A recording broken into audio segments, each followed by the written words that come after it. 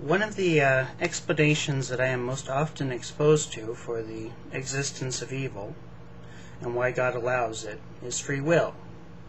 That God, of course, doesn't want evil and doesn't want humans to engage in evil, but he feels it's so important that we have our free will and our choice to either act evil or act good, to either follow God or follow our own nasty evil ways, that we are allowed to make this choice. And that as much as it pains God to see evil result from the exercise of human will, it is that important to him that we be allowed the choice.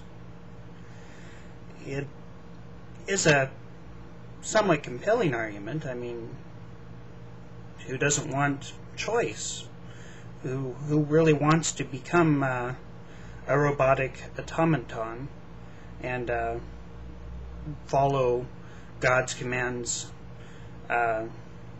mindlessly, robotically, because we have no choice in the matter?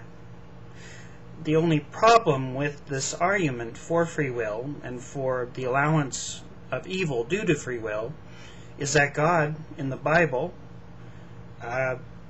directly interferes with human will, and he in fact does so to make somebody disobey a command of his in order that he might punish him, and not just him, but his entire nation, that he might inflict suffering upon not just him and not just the people of his nation, but even the animals of the nation suffer due to God interfering with this man's will.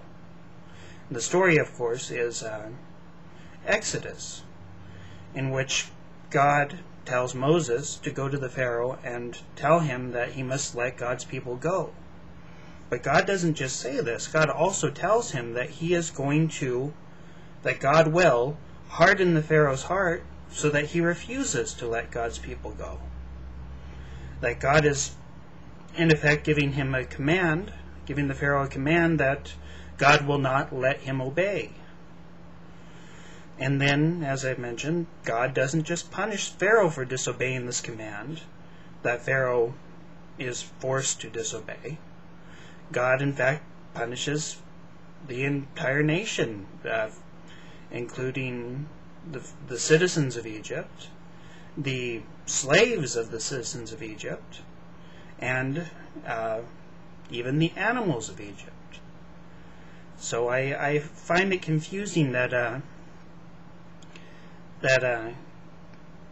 Christians and Jews can argue that God so cherishes our free will, so honors our free will, that he allows us the ability to use it to commit evil, when God in the Bible shows so little regard for free will that he actually forces someone to disobey him, violates that man's free will, to force him to disobey him in order to hurt him and his people and his people's animals, his people's slaves.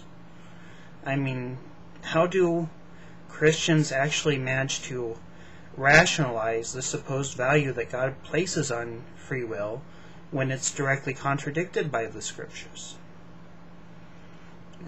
Any thoughts and input from you all would, of course, be welcome.